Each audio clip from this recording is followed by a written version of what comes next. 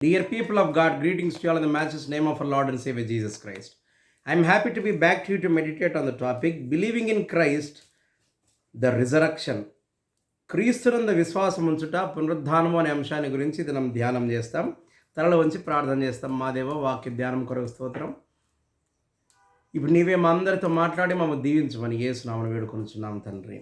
ఆమేన్. ప్రియమైన వారలారా, యేసుక్రీస్తు ప్రభుల వారు పునరుద్ధానం పొంది 40 సుదీర్ఘ దినాలు ఇంకా అందరితో సంచరిస్తూ ఈ భూమి మీదనే ఉండి పునరుద్ధానానికి కావలసిన రుజువులను మనుష్య జాతికి అనుగ్రహించినాడు క్రీస్తు ప్రభుల వారు. ఆయన పునరుద్ధానుడై ఎవరికి కనబడకుండా పోయి ఉండింటే అది నిజమో అబద్ధమో అనుకునిందురు జనం. But he has put in the proof by staying here for 40 long days, even after his resurrection. You see?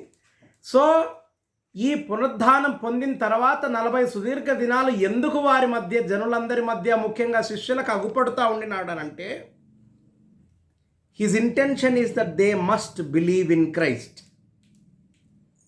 వారందరూ క్రీస్తునందు విశ్వాసం ఉంచాలా. కనుకనే ఈ 40 రోజులలో మధ్యలో వాళ్ళు తిరిగి వెనక్కకు పల్ల పనికి వెళ్ళిపోయినారు, చేపలు పడ్డానికి వెళ్ళిపోయినారు, తోమ అనుమానించినాడు. ఎన్నో వీటన్నిటిలో Jesus Christ stood with them, he encouraged them, he has strengthened their faith. You see, కనుక క్రీస్తు ప్రభుల వారి యొక్క పునరుద్ధానం మీద మనమందరం విశ్వాసం ఉంచాలా. We should believe in Christ. మరి అట్లా నమ్మిన సంఘటనలు, నమ్మి మేలులు పొందిన సంఘటనలు అనేకములు మనకు పరిశుద్ధ గ్రంథంలో అగుపడతాయి. అటువంటి వారిలో ప్రథమురాలు ఎవరు అనంటే సునేమియురాలైనటువంటి ఒక స్త్రీ.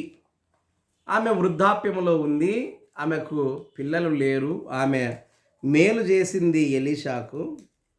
ఎలీషా ఏం కావాలని అడుగామెకు అని గెహజీకి చెప్పి పంపించినాడు. నాకేమొద్దనింది ఆమె. మళ్ళా అడిగినారు. అప్పుడు ఆమె చెప్పింది, నాకు పిల్లలు లేరు, అట్లయితే మీదటికి సంవత్సరాన మళ్ళా నేను నీ దగ్గరకు వస్తే అప్పుడు నువ్వు నీ ఒడిలో కొడుకుంటాడు. ఆమె నమ్మలేదు. అయితే మళ్ళా సంవత్సరానికి వచ్చేసరికి ఆమె కొడుకును కనింది. అతడు అన్ఫార్చునేట్గా చనిపోయినాడు. మనకు రాజుల 2వ గ్రంథం 4వ అధ్యాయంలో ఈ సంఘటన అంతా మనకు కనబడుతుంది. చనిపోయినాడు. ఆమె ఒళ్ళోనే పడుకొని, ఆమె తొడ మీద తలబెట్టుకొని ఆమె చనిపోయినాడు. చూసి అప్పుడు ఆమె చాలా దుఃఖపడింది.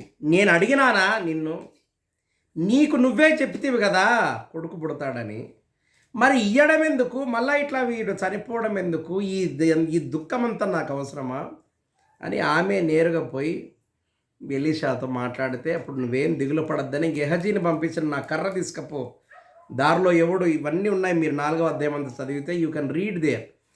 ఈ send Gehazi to heal, to resurrect this young boy. Gehazi పోయినాడు, కట్టె ఆ పిల్లవాడిని తల మీద ఉంచినాడు, ముఖం మీద ఉంచినాడు, కానీ ఏం ప్రయోజనం రాలేదు. అప్పుడు మళ్ళా ఎలీషానే ఈసారి పోయినాడు. ఎలీషా పోయి ఆ బాలుడు పడుకొని ఉన్నటువంటి స్థలం దగ్గరికి పోయి అందరినీ బయటికి పంపించి తాను మాత్రమే లోపలుండి ఆ బాలుని మీద బోర్లా పడుకున్నాడు. వెట్ట పుట్టించినాడు ఆ బాలునికి. మరలా లేచి అటు ఇటు తిరిగి, ఆ అధ్యాయం అంతా నేను మీకు ఇట్లా టూకీగా చెప్తున్నాను. చూసి మళ్ళా ఆ బాలుని మీద పడుకున్నాడు, యెహోవాను ప్రార్థించినాడు. చనిపోయిన ఈ బాలుడు తిరిగి పునరుద్ధానుడైనాడు. Only with the power of God. ఈమె నమ్మింది. ఆయన ఏం చేస్తున్నా కూడా నమ్మింది. ప్రవక్త ఏం చేసినా నమ్మింది. ఆమె నమ్మకం తన కుమారుణ్ణి మరలా బ్రతికింది. ఆమె తన కుమారుని పునరుద్ధానాన్ని చూడగలిగింది. ఎలీషా చేసిన ఈ గొప్ప అద్భుతం ఆమె జీవితానికి, ఆమె ఇరుగుపరున్న వాళ్ళ జీవితాలు అన్నీ మారి దేవుని వైపుకు మరలడానికి ఒక కారణభూతమైంది. అట్లనే మనము అపోస్తల కార్యముల గ్రంథంలో కూడా పరిశుద్ధ పౌలు సంగతి మనం చూస్తాం. ఆయన మారు మనసు పొందిన తర్వాత ఆయన అగ్రిపరాజు దగ్గరికి పోయి ఆయనకు సువార్త చెప్పిన. ఆయన ఆషామాషి జనాలకు చెప్పలే పౌలు. యూసి, అసలు ప్రభు ఎవరో, క్రీస్తు ప్రభుల వారు ఎవరో తెలియని కొత్త జనానికి క్రీస్తును పరిచయం చేసినాడు. అది గొప్ప పరిచర్య. You know, saint Paul's ministry is tremendous, extraordinary, నా భూతో నా భవిష్యతి. పౌలు చేసిన పరిచర్య అద్భుతం, అమోఘం. అగ్రిపరాజు దగ్గరికి ఆయన పోయినాడు. అపోస్తల కార్యముల గ్రంథం 26వ అధ్యాయంలో మనకు కనబడుతుంది. జరిగినదంతా, తన జీవితంలో జరిగిన సంగతి అంతా సాక్ష్యం ఇస్తున్నాడు ఈ అగ్రిపరాజుకు. ఆయనను ఎట్లా క్రీస్తు ప్రభుల వారు కనుగొన్నాడో, ఎట్లా పిలిచినాడో పరిచర్యకు, ఎట్లా ఆయన మారు మనసు పొందినాడో, ఎక్కడెక్కడ ఎవరెవరికి సువార్తను ప్రకటిస్తున్నాడో పౌలు, ప్రకటించిన తర్వాత ఎంతమంది క్రైస్తవులుగా మారుతున్నారో ఈ సంగతులన్నీ సాక్ష్యం ఇస్తున్నాడు. అగ్రిపరాజుతో కూడా ఈ సంగతులు ఆయన చెప్తున్నాడు. 19వ వచనంలో, అపోస్తల కార్యముల గ్రంథం 26వ అధ్యాయం 19వ వచనంలో, కాబట్టి అగ్రిపరాజా, ఆకాశము నుండి కలిగిన ఆ దర్శనమునకు నేను అవిధేయుడను కాక మొదట దమస్కులోని వారికిని, యెరూషలేములోను, యూద దేశమందంతటా, తరువాత అన్యజనులకు వారు మారు మనస్సు పొంది దేవుని తట్టు తిరిగి మారు మనస్సునకు తగిన క్రియలు చేయవలనని ప్రకటించుచుంటిని. ఆయన ఏం సువార్త చెప్తున్నాడో, ఏం పరిచయం చేస్తున్నాడో ఆ సంగతులన్నీ చెప్తున్నాడు పౌలు అగ్రిపరాజుకు. నేను ఆకాశము నుండి నాకు దర్శనమిచ్చిన నా దేవుని మాటను తృణీకరించక, నేను అనేకులకు, యూదులకు, యెరూషలేము వారికి, దమస్కు వారికి, అన్ని జనులకు అందరికీ సువార్త ప్రకటించి వారు మారు మనసు పొంది మారు మనసు తగిన క్రియలు చెయ్యమని వాళ్ళకు నేను బోధిస్తున్నాను అని అగ్రిపరాజుతో ఇవన్నీ ఎందుకు చెప్తున్నాడు అని అంటే 23వ వచనంలో, ప్రవక్తలు మోషేయు ముందుగా చెప్పినవి కాక మరి ఏమీ చెప్పక అల్పులను ఘనులకును సాక్ష్యం ఇచ్చుచుంటిని. ఆయన పొందిన దర్శనాన్ని అల్పులకు గనులకు సాక్ష్యం ఇస్తున్నాడు. ఇవన్నీ విన్న తర్వాత అగ్రిపరాజు 28వ వచనంలో ఆయన అంటున్నాడు, అందుకు అగ్రిప, ఇంత సులభముగా నన్ను క్రైస్తవుని చేయజూచుచున్నావే అని పౌలుతో చెప్పాను. అందుకు పౌలు, సులభముగానో దుర్లభముగానో తమరు మాత్రము కాదు, నేడు నా మాట వినువారందరూ ఈ బంధకములు తప్ప నావలే ఉండునట్లు దేవుడు అనుగ్రహించునుగాక అని.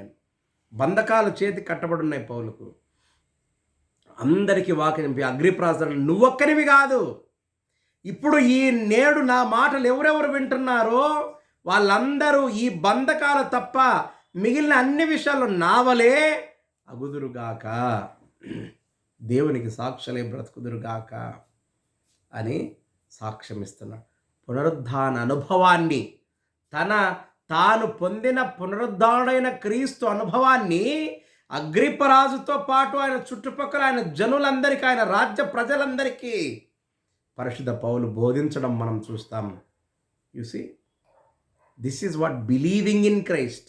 ఆ దర్శనములో యేసుక్రీస్తు ప్రభుల వారిని నమ్మినాడు పరిశుద్ధ పౌలు.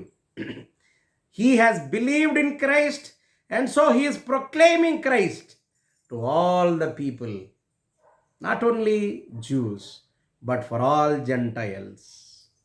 You see, he is being proclaiming and giving witness about Jesus Christ.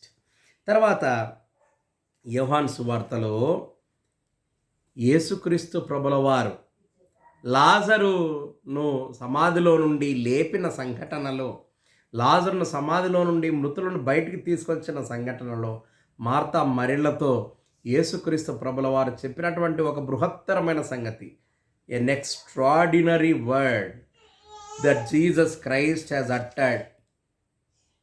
Martha మరియ బాధపడుతున్నారు, చింతాక్రాంతులై ఉన్నారు, దుఃఖపడుతున్నారు. యేసుక్రీస్తు ప్రభుల వారు కూడా ఈ కుటుంబాన్ని చాలా ప్రేమించినాడు. చాలా ప్రేమించినాడు. ఆయన ఎంతగా ప్రేమించాడంటే ఎప్పుడు బేతనీయకు పోయినా ఈ మార్త మరియల గృహానికి తప్పకుండా he had to visit. He was visiting, he was sitting with them, he was spending time with them. ఇంత అవినాభావ సంబంధం కలిగినటువంటి ప్రభుల వారుతో ఈ కుటుంబము, వీళ్ళిద్దరి మధ్య ఉన్న ఒక మంచి అవినాభావ సంబంధం. లాజరు నువ్వు ఉన్నింటే, మార్తా మరియలు యేసుతో చెప్పిన మాట, నువ్వు ఉన్నింటే నా తమ్ముడు చనిపోకపోవు ప్రభువా, ఎంత పని చేస్తేవి, నువ్వు ఉంటే బాగుండును కదా అని అడిగింది. అప్పుడు యేసు స్వామి చెప్తున్న మాట, నన్ను నమ్మమ్మా, ఏడవద్దు, చింతపడద్దు, దుఃఖపడద్దు. యేసు స్వామి ఏమంటున్నాడంటే 25వ వచనం, పరిశుద్ధ యోహాను సువార్త 11వ అధ్యాయం 25వ వచనం, అందుకు యేసు, పునరుద్ధానమును జీవమును నేనే, నా యందు విశ్వాసముంచువాడు చనిపోయినను బ్రతుకును. పునరుద్ధానము నేనే, జీవాన్ని నేనే. నా యందు విశ్వాసముంచిన వాడు చనిపోయినా కూడా మరలా బ్రతుకుతాడు అని క్రీస్తు ప్రభువులు అప్పుడే ఆయన చెప్తున్నాడు వాళ్ళకు, పునరుద్ధానాన్ని నేనే. So believe in Christ. నన్ను నమ్ముతున్నావా? నీ తమ్ముడిని నేను బ్రతికించగలనమ్మా? బ్రతుకుతాడు ప్రభువా, దేవుడు వచ్చినప్పుడు బ్రతుకుతాడు అంటుంది ఆమె. కానీ యేసు స్వామి చెప్తున్నాడు, నేనే ఆ పునరుద్ధానాన్ని, నేనే జీవాన్ని, నా యందు నమ్మిక ఉంచువాడు చనిపోయినా కూడా మరలా బ్రతుకుతాడు. So believe in Christ. If you believe in Christ, you will be resurrected even if you are dead. You will live even if you die. When you have faith in Jesus Christ, when you believe in Christ, you will get a gift of resurrection.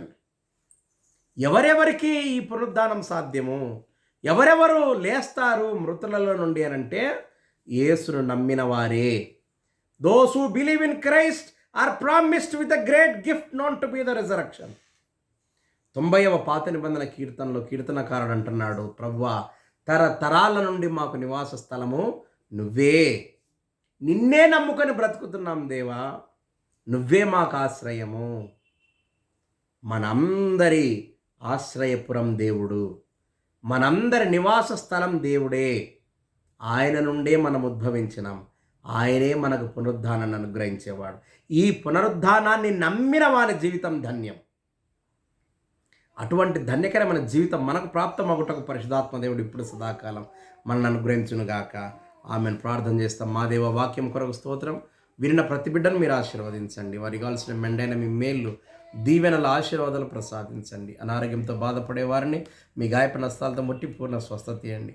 మరలా మేము వాక్యం ధ్యానించే వరకు నీ మేళ్ళు, దీవెనలు నీవే మాకు ఇచ్చి నడిపించమని యేసునామమున వేడుకొంచున్నాం తండ్రి. ఆమెన్. త్రియక దేవుని ఇప్పుడు సదాకాలం మీకు తోడుగుండుగాక. ఆమెన్.